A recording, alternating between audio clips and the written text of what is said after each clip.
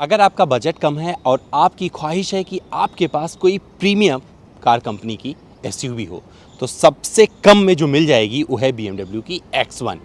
क्या है इसमें खास? क्योंकि मैंने इसके साथ जिया है लगभग 1000 किलोमीटर और ये इसका डीजल वेरिएंट है। और सब कुछ आपको इस वीडियो में बताने वाला हूं कि अगर आपके कम बजट में बहुत सारे सपने प्रीमियम वाले हैं तो क्या ये X1 आपके उस सपने को पूरा करती है या नहीं। क्योंकि ऑलरेडी आप इस गाड़ी को हज़ारों बार देख चुके हैं, सड़क पर देखा होगा, बहुत सारे रिव्यूज़ में देखा होगा, लेकिन आज जो मैं चर्चा करने वाला हूं आपको नहीं दिखाने वाला हूं क्या ग्रिल मिल जाता है, कहाँ लोगो मिल जाता है, क्या क्या चीज़ें मिल जाती हैं। मैं सिर्फ इसके व्यावहारिकता की बात करने वाला हूँ। तो सबसे पहले मैं आपको बैठ के दिखाऊंगा कि मैं कितना कंफर्टेबल रहता हूँ इसके सेकेंड रो में। इसके बाद में परफॉर्मेंस की बात करेंगे क्योंकि मैंने पूरा राजस्थान का एक 1/3 हिस्सा मैं इससे कवर किया है। तो चलिए शुरू करते हैं इस वीडियो को। अगर पहली बार चैनल पर आए हैं सब्सक्राइब कर लें और अपने दोस्तों से भी इस वीडियो को जरूर साझा करें।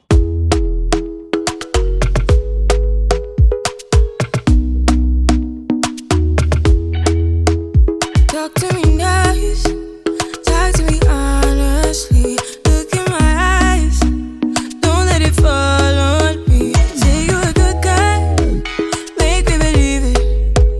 Don't wanna hear it, I wanna see it. See how rewind when we rewind. Feels so nice. We time, you I know how. तो आइए देख लेते हैं इसमें बूट में कितनी जगह मिलती है और इससे क्या क्या आप कर सकते हैं। तो बूट में आपको काफ़ी बड़ा स्पेस मिल जाता है और ये पैकेजिंग आपको BMW का हर जगह लोगो मिलने वाला है और छोटे छोटे सामान यहाँ पर रखे गए हैं। फर्स्ट एड किट वगैरह यहाँ पर ऐड किया गया है और इसके नीचे आपको एक ही टायर मिल जाता है। ज़रूरत पड़े तो 80 किलोमीटर की रफ्तार तक आप इस पर भगा सकते हैं गाड़ी, लेकिन आपको तुरंत पंचर लगवाना होगा। पैकेजिंग अच्छी है और यहाँ पर बढ़िया से आप बैग वगैरह सजा सकते हैं। एक काम और कर सकते हैं, इस सीट को आप फोल्ड कर सकते हैं। कैसे दिखाता हूँ, आगे जाना पड़ेगा इसके लिए। तो यहाँ पर एक छोटा सा आपको लीवर मिलेगा, खींच दीजिए तो 60-40 में आपको ये फोल्ड हो जाएगी। और अगर चाहिए कि पूरी सीट आपकी फोल्ड हो जाए तो वो भी करके दिखाता हूँ कि इस तरीके से आप फोल्ड कर सकते हैं। तो इस साइड में दूसरा लीवर दिया गया है, इसको डाउन करिए और ये खींच दीजिए, ये हो जाएगा। और इसके लिए अलग से दिया गया है, मतलब ये मत समझिए कि इनको दोनों को फोल्ड कर दिया तो अपने आप फोल्ड हो जाएगा। अभी भी यहाँ पर अगर दुबला पतला कोई आदमी है वो बैठ सकता है। तो एक और लीवर दिया गया है, जब इसे फोल्ड करेंगे तब ये पूरी तरीके से फोल्ड होगी। अब देख सकते हैं कि ये किस तरीके से फोल्ड हो चुकी है। और यहाँ पर आप 2 लोग अगर बैठने वाले हैं तो बहुत सारा सामान आप रख सकते हैं। और ये व्यावहारिकता है इस X1 की। तो इसका 2 लीटर का जो इंजन है इसमें आपको कैसे मिलता है, तो हाइड्रोलिक मिल जाते हैं जो कि ऊपर लेके चले जाते हैं। इंसुलेशन प्लेट भी मिल जाती है और इसका जो भारीपन है बहुत ज़्यादा महसूस नहीं होगा जैसे कि अन्य BMW में आपको होता है।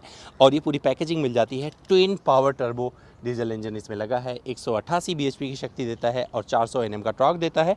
और क्या ये आपको खुश रखता है, क्या बढ़िया माइलेज देता है, इसका जिक्र तो आप परफॉर्मेंस में आप देखने वाले हैं। लेकिन पैकेजिंग प्रीमियम ही लगती है, ऐसा नहीं लगेगा इसे देखकर कि भैया आपके पास BMW नहीं है। तो चलिए देख लेते हैं इसकी सेकेंड रो, क्योंकि मैं बताना चाह रहा हूँ अगर आप इस सेगमेंट में एक एसयूवी खरीदते हैं और वो X1 है तो आपको जगह कितनी मिलती है। तो अगर मैं ड्राइव कर रहा हूँ तो मुझे इतनी जगह मिलने वाली है। मुझे थाई सपोर्ट तो अच्छा मिल रहा है और यहाँ पर लेग रूम आपको थोड़ा सा चुस्त लग रहा होगा क्योंकि मैं ड्राइव कर रहा हूँ तो इतनी पीछे रहने वाली है। आपको ये बता दूँ मेरी हाइट 6 फीट से ज़्यादा है, लेकिन मुझे हेडरूम अच्छा मिल जाता है। और मैं इसका सनरूफ अगर खोल दूंगा तो मुझे, क्योंकि ये पैनोरामिक सनरूफ है, तो काफ़ी हिस्सा आपको ऊपर देखने के लिए, ताकने के लिए मिल जाता है। आर्मरेस्ट मिल जाता है और यहीं पर आपको कप होल्डर मिल जाते हैं।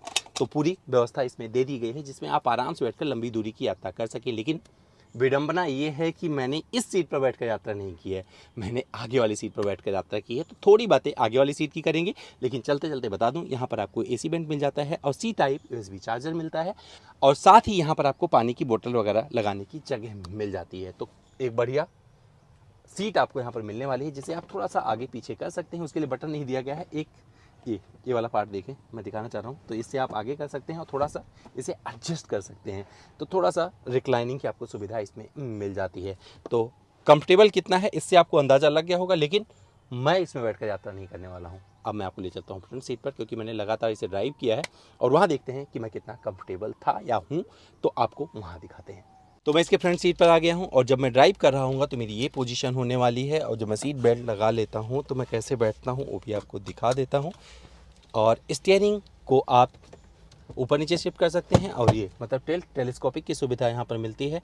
और नॉर्मल आपको इंस्ट्रूमेंट क्लस्टर मिल जाता है। जब आप गाड़ी को स्टार्ट करेंगे तो किस तरीके से शुरू होता है ये आपको दिख जाएगा। तो इसमें सारी इन्फॉर्मेशन आपको मिल जाती है, लेकिन यहाँ से आपको प्रीमियमनेस का अंदाज़ा नहीं लगने वाला है।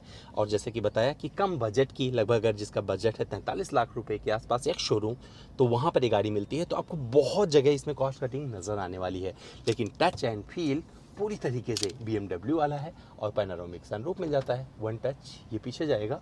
और अगर मौसम अच्छा है ना तो पूरे सनरूफ को खोल दीजिए, आपको बहुत मज़ा आने वाला है। तो यहाँ पर बहुत सारे फीचर्स मिल जाते हैं। हालांकि एक अपडेट आया है इसमें, तो अब यहाँ पर आपको एंड्रॉयड की सुविधा तो नहीं मिलती है इसके इंफोटेनमेंट सिस्टम पर, लेकिन एप्पल कारप्ले मिल जाता है। इस वाले में आपको नहीं मिलता है, क्योंकि थोड़ा सा एक वेरिएंट आप बोल सकते हैं पहले का है, तो कुछ चीज़ें यहाँ पर नहीं मिलने वाली हैं। AC का कूलिंग बहुत अच्छा रहता है, मैंने पूरा एक्सपीरियंस किया है। 1000 किलोमीटर का मेरा एक्सपीरियंस है, तो वहाँ पर बता सकता हूँ कि AC आपको कहीं से भी डिसअपॉइंट नहीं करने वाला है। साथ ही यूटिलिटी स्पेसेस बहुत सारे मिल जाते हैं, जहाँ पर आप सामान रखते चले जाइए और आपको कोई भी दिक्कत नहीं आने वाली है। कप होल्डर वगैरह बहुत सारे मिल जाएंगे।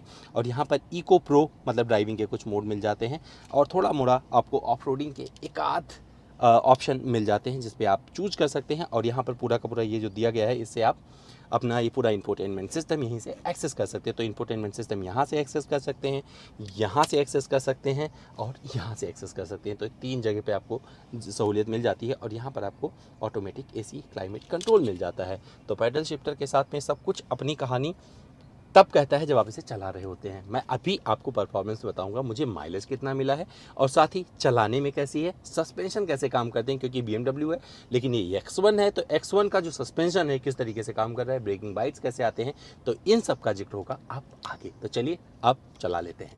X1 आपको डीजल व पेट्रोल दोनों वेरिएंट में मिलती है, लेकिन जो मैंने चलाया ये डीजल है। और इसे लेकर मैं गया राजस्थान कहाँ गया था, अलवर गया।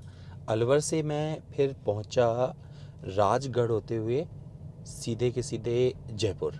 और टोटल जो डिस्टेंस कवर किया जब मैं वापस लौट के आया, तो 1000 किलोमीटर मैंने इसे कवर किया था। और जो मैंने इसमें डीजल खर्च किया है, वो खर्च किया है लगभग 55-56 लीटर।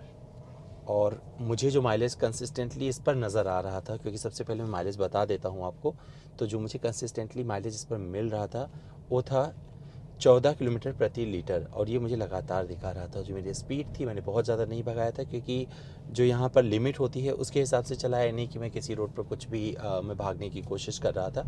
तो मुझे काफ़ी सपोर्ट भी किया इस गाड़ी ने। मुझे अच्छा लगा कि इस सेगमेंट में जब आप प्रीमियम गाड़ियों की बात करते हैं और आपका सपना होता है भैया मुझे भी BMW या मर्सिडीज़ या कोई और गाड़ी चाहिए होती है, तो वहाँ पर X1 कितना प्रीमियम रहती है ये मैं आपको बता सकता हूँ।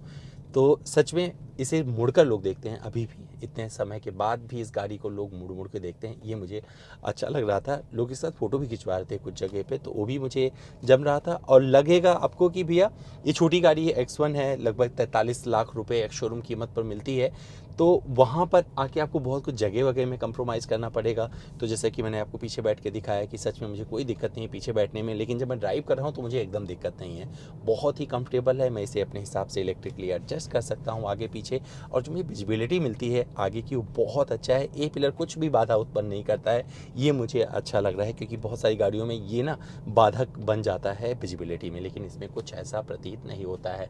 दोनों मिरर पर जो इसका ORVM दिया गया है, अच्छे से आप नज़रों में बसे रहते हैं, देखते रहते हैं। IRBM पर पूरी विजिबिलिटी मिलती रहती है, तो सेफ्टी के साथ आप ड्राइव करते चले जाते हैं। अब बात आती है इसके ड्राइविंग की, तो परफॉर्मेंस का जिक्र करें तो जो कंपनी दावा करती है 0 to 100, क्योंकि वो सब मैंने किया नहीं है तो उसका मैं जिक्र भी नहीं करना चाहूँगा, लेकिन फटाक से पकड़ लेती है। क्विक एक्सीलरेशन इसमें दिखता है, इसका डीजल इंजन बहुत ही रिफाइंड है। लेकिन इसे जो थोड़ी दिक्कत महसूस होती है तब होती है जब आप किसी एक ऐसे स्पीड ब्रेकर से गुजर रहे होते हैं जो बहुत ही अनऑर्गेनाइज वे में बने होते हैं। मतलब गए और वहाँ पर खटाक होता है तो थोड़ा सा लगता है कि क्यों ऐसा हो रहा है, लेकिन उस बहुत सारी गाड़ियों में ऐसा हो जाता है। फिर भी बैलेंस करने की कोशिश की गई है इसके सस्पेंशन को, और काफ़ी हद तक सफलता भी पाई है कंपनी ने इंडियन परिवेश की जब बात करते हैं वहाँ के लिहाज से। तो कुल मिलाकर ये कहीं से आपको निराश नहीं करती है, और एक ऐसी गाड़ी है जो आपको थोड़ा सा आगे रखने की कोशिश करती है, और आप प्रीमियम फील के साथ में एक छोटी BMW में आगे बढ़ रहे होते हैं, जहाँ पर आप लगभग 50 लाख रुपए खर्च करके ये ऐसी गाड़ी हासिल कर लेते हैं।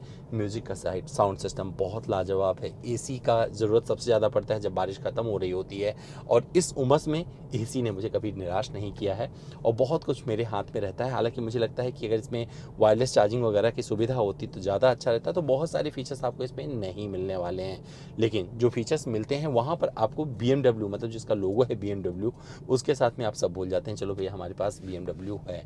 टच एंड फील बहुत अच्छा रहता है, और मेरी ड्राइविंग में बहुत सारे ख़राब रास्ते भी आए तो उसका भी जिक्र करना ज़रूरी है। तो जिन रास्तों से मैं ख़राब गुजरा हूँ वहाँ पर मुझे तकलीफ़ हो रही थी थोड़ी, क्योंकि बहुत ज़्यादा केबिन में आवाज़ आ रही थी। लेकिन जब वहीं पर मुझे एक स्मूथ रोड मिल रही थी, वेल पेव्ड रोड पर मैं चल रहा था, तो मुझे कोई तकलीफ़ नहीं हो रही थी। जयपुर के बहुत हैवी ट्रैफिक को मैंने इससे झेला, और बता दूं वहाँ पर भी मुझे दिक्कत नहीं आई, क्योंकि जो इसका आपको ट्रांसमिशन मिलता है इसमें वो बहुत ही लाजवाब है और बहुत अच्छे से आपको आगे बढ़ाता चला जाता है। वो भी अच्छा लगेगा। अगर आप पैडल शिफ्टर इस्तेमाल करते हैं तो इसमें आपको 8 स्पीड का जो ऑटोमेटिक ट्रांसमिशन मिलता है वो बहुत ही सपोर्ट करता है। अगर पैडल शिफ्टर से के जीने के आदी हैं तो थोड़ा सा और आप इंथुजियाज्म ड्राइविंग का फ़ायदा उठा सकते हैं, लाभ उठा सकते हैं इस गाड़ी से। मज़ा आएगा। और जब ब्रेक कर रहे होंगे, कहीं पर इमरजेंसी में ब्रेकिंग की ज़रूरत पड़ेगी, तो वहाँ पर भी आप एकदम डिसअपॉइंट नहीं होने वाले हो इस BMW X1 से।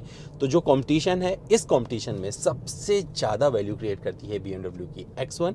अगर आप सोच रहे हैं कि भैया मेरे पास एक प्रीमियम गाड़ी होनी चाहिए और X1 में क्या क्या खूबियां हैं, तो X1 में बहुत सारी खूबियां हैं। अगर पीछे भी कोई बैठेगा तो आराम से, मतलब एग्जीक्यूटिव सीटों से मिल जाती है, और थोड़ा सा आगे पीछे कर पाता है। ये मैं देख रहा था, क्योंकि जब मैं रिव्यू करता हूँ किसी गाड़ी की तो व्यावहारिकता ज़्यादा तलाशता हूँ, क्योंकि मुझे पता है कि सिर्फ मैं गाड़ी लेके गया 0 to 100 किया, टॉप स्पीड करके दिखाया, उससे सारी बात नहीं हो जाती है। क्योंकि यहाँ पर रोड्स ऐसी नहीं है जहाँ पर आप टॉप स्पीड करें। यहाँ पर रोड्स ऐसी हैं जहाँ पर आप घंटों गाड़ी में बैठकर जीते हैं। तो वो जो जीवन है ना, जितना आप इसमें व्यतीत करते हैं, उसमें से मैं आपके लिए कुछ निकाल के लाने की कोशिश करता हूँ, बताने की कोशिश करता हूँ कि कितनी व्यावहारिक है। तो व्यावहारिकता के लिहाज से मुझे ये गाड़ी परफेक्ट लगती है इस सेगमेंट में। और मुझे काफ़ी टाइम से पेंडिंग था मेरा ये ड्राइव, जो कि पूरा हो चुका है, और 1000 किलोमीटर में इसने मुझे बहुत आगे बिठाया है। यानी कि मैं खुशी खुशी अपना काम करके आया हूँ। और जो इसमें ब्रेकिंग मिलते हैं वो बता देता हूँ। ब्रेकिंग बाइट्स बहुत अच्छे हैं। जैसे मैंने बोला शुरू में ही, अभी जिक्र किया था कि जब आप इमरजेंसी ब्रेकिंग करते हैं तो कैसी रहती है, तो वहाँ पर भी ये बहुत अच्छे से काम करती है। लेकिन जब आप नॉर्मल चल रहे होते हैं, सपोज करिए आपने 120 की रफ्तार पकड़ ली है और वहाँ से सडन आपको नीचे आना है, तो भी वहाँ पर ये सपोर्ट करती है। तो मुझे लगता है कि हर जगह पर आपको बहुत मज़ा आता है। और जब खाली रास्ते मिल जाएं तो 3000 RPM पर ये आपको वहाँ पहुँचा देती है, जो लोग परफॉर्मेंस कारों से उम्मीद करते हैं, जिसका जिक्र मैं अमूमन नहीं करता हूँ अपनी गाड़ी में। तो जैसे मैं एक्सप्लोर कर रहा हूँ, आपको दिखाता हूँ। अगर मैं यहाँ पे खड़ा हूँ, 0 to 100 करने की कोशिश करूँ, एक्सप्लोर करूँगा, तो आपको बता दूँ मुझे जो 100 की रफ्तार मेरी आ रही है वो आ चुकी है लगभग 3000 RPM के आसपास ही। मतलब कुछ करने की मुझे ज़रूरत नहीं पड़ी और बड़े आराम से वहाँ पर आ जाती है। और ये गाड़ी वहाँ के लिए नहीं बनी है। अगर आपको माइलेज चाहिए होगा, तो अगर आपको माइलेज चाहिए तो नॉर्मल चलाइएगा इसे, और आराम से जेंटल एक्सीलरेशन के साथ आगे बढ़ते रहेगा। ये आपको 20 का भी माइलेज देने वाली है, ये मुझे पूरा भरोसा हो गया है। क्योंकि जो राजस्थान का ट्रैफिक था, जहाँ मैं गया था, वहाँ पे मुझे क्रूज़ कंट्रोल यूज़ करने का कहीं भी मौका नहीं मिला। लेकिन अगर आप आगरा एक्सप्रेसवे पे होंगे या लखनऊ जा रहे होंगे, तो वहाँ पर इसकी भी ये सहूलियत देगी, और वहाँ पर ये ड्राइविंग में आपको सबसे आगे खड़ा कर देगी। तो दोस्तों ये थी BMW X1 की ड्राइव, जहाँ पर मैंने एक्सपीरियंस किया लगभग 1000 किलोमीटर और अपना एक्सपीरियंस आपसे साझा किया। तो अगर आपका बजट नहीं है ज़्यादा, तो आपको समझ में आ गया होगा कि आपको ये X1 ख़रीदनी चाहिए या नहीं। तो मेरे लिहाज से ये आपको निराश नहीं करने वाली है, और जब आप इसे चलाएँगे तो मज़ा आने वाला है। मैंने बहुत अच्छे से अपना 1000 किलोमीटर इसके साथ में जिया है, और उसे बहुत अच्छे से आपके साथ साझा करने की कोशिश की है। तो दोस्तों अपना ध्यान रखिएगा। कल फिर मिलता हूँ किसी और वीडियो में।